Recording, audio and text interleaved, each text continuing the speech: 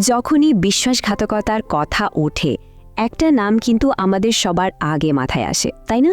মীর জাফর। আসলে এটা শুধু একটা নাম না, এটা যেন বিশ্বাসঘাতকতা, ষড়যন্ত্র আর লোভ এই সব কিছুর একটা প্রতীক হয়ে গেছে। মানে ব্যাপারটা এমন পর্যায়ে গেছে যে এই পুরো উপমহাদেশে মীর জাফর শব্দটা এখন একটা রাজনৈতিক গালি। কেউ কাউকে বেঈমান বললে সরাসরি মীর জাফর বলে ডাকে। এটা শুধু ইতিহাসের পাতায় আটকে নেই, আজকের দিনের রাজনীতিতেও কাউকে বিশ্বাসঘাতক বোঝাতে এই নামটাই ব্যবহার করা হয়। চলুন এই উত্তরটা খুঁজতেই আমরা একটু ইতিহাসের গভীরে যাই।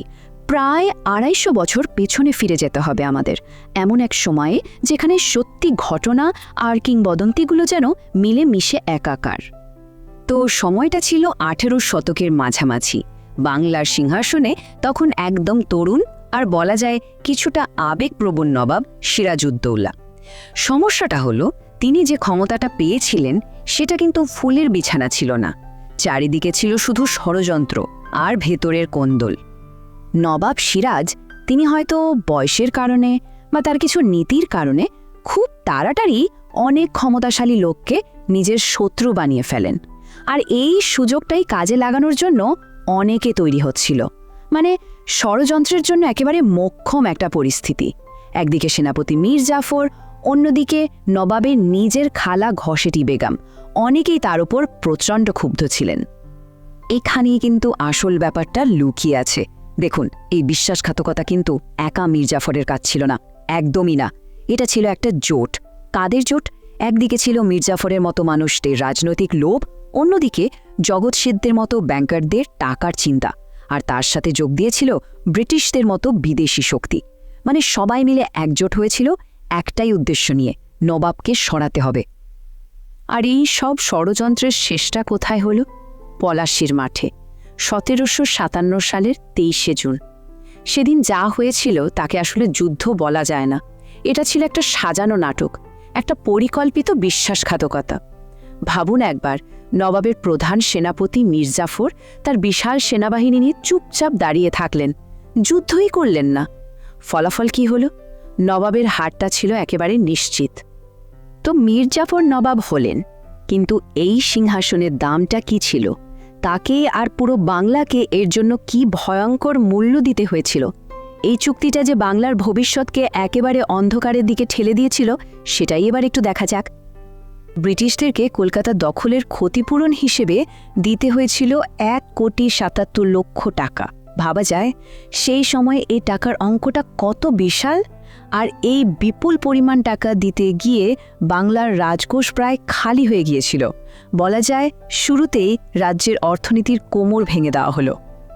আর শুধু রাজ্যের টাকা দিয়েই শেষ নয়, রবার্ট ক্লাইভ নিজে ঘুষ নিয়েছিলেন প্রায় ২০ লক্ষ টাকারও বেশি।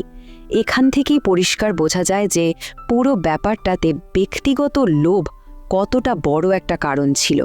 ক্লাইভ আর কোম্পানির বড় বড় অফিসাররা সবাই মিলে বাংলার টাকা দিয়ে নিজেদের পকেট ভরেছিল।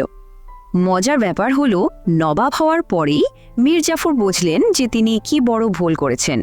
তিনি ব্রিটিশদেরকে যে বিশাল অঙ্কে টাকা দেওয়ার কথা দিয়েছিলেন, রাজকোষে তো তত টাকা নেই। আর ঠিক এই কারণেই তিনি শুরু থেকেই ব্রিটিশদের হাতের পুতুল হয়ে গেলেন, কারণ টাকার জন্য তাকে পুরোপুরি ব্রিটিশদের ওপরই নির্ভর করতে হচ্ছিল। টাকার ক্ষতি তো ছিলই, কিন্তু গল্পটা এখানেই শেষ না।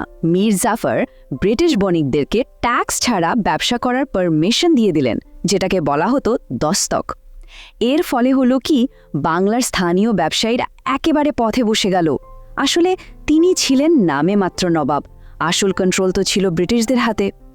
একবার তিনি ডাচদের সাথে মিলে ব্রিটিশদের বিরুদ্ধে যাওয়ার চেষ্টা করেছিলেন, কিন্তু সেটাও ধরা পড়ে যায় আর তিনি শোচনীয়ভাবে ব্যর্থ হন। এই জায়গাতেই এসে ইতিহাসবিদদের মধ্যে একটা বড় বিতর্ক তৈরি হয় মীর জাফরকে নিয়ে। তিনি কি আসলেই কেবল একজন বিশ্বাসঘাতক ছিলেন, নাকি তার এই সিদ্ধান্তের পেছনে তখনকার রাজনৈতিক বাস্তবতার কোনো চাপ ছিল? মানে সাধারণভাবে আমরা কি জানি যে মীর জাফর একজন লোভী বিশ্বাসঘাতক, যার কারণে দেশ পরাধীন হয়েছিল। কিন্তু কিছু আধুনিক ইতিহাসবিদ বলেন, দাঁড়ান, একটু অন্যভাবেও ভাবা যাক। তারা বলেন মীর জাফরকে বিচার করতে হলে আমাদের ১৮ শতকের চোখে দেখতে হবে। তাদের মতে তিনি আসলে একজন বাস্তববাদী রাজনৈতিক ছিলেন, যিনি তখনকার রাজনীতির নিয়ম মেনেই নিজের চাল চেলেছিলেন। এই সব ইতিহাসবিদদের যুক্তিটা কি? তারা বলেন, দেখুন, সেই সময় রাজদরবারের ষড়যন্ত্র, ক্ষমতার হাতবদল এগুলো খুব সাধারণ ব্যাপার ছিল।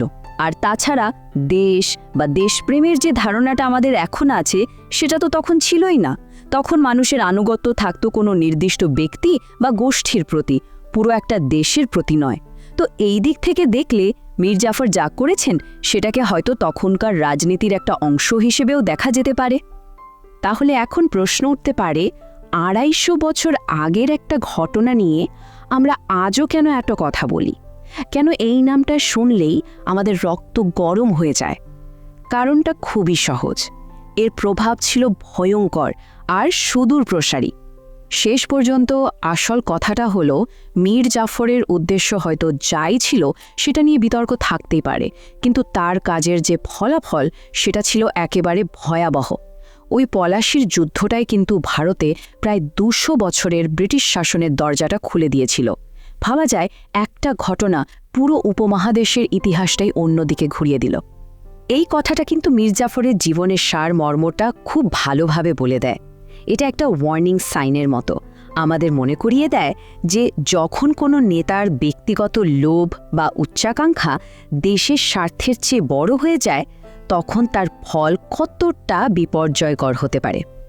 আর এখানে মীর জাফরের গল্পটা আমাদের সবার জন্য একটা বড় প্রশ্ন রেখে যায়। যখন নেতারা খুব কঠিন কোনো পরিস্থিতির মুখোমুখি হন, তখন টিকে থাকা আর বিশ্বাসঘাতকতার মধ্যেকার ওই সূক্ষ্ম রেখাটা ঠিক কোথায় টানা উচিত? কখন একটা সিদ্ধান্তকে আমরা বলবো টিকে থাকার কৌশল, আর কখন সেটা হয়ে যাবে দেশের সাথে চূড়ান্ত বেইমানি? এই প্রশ্নটা কিন্তু আজও আমাদের ভাবায়, তাই না?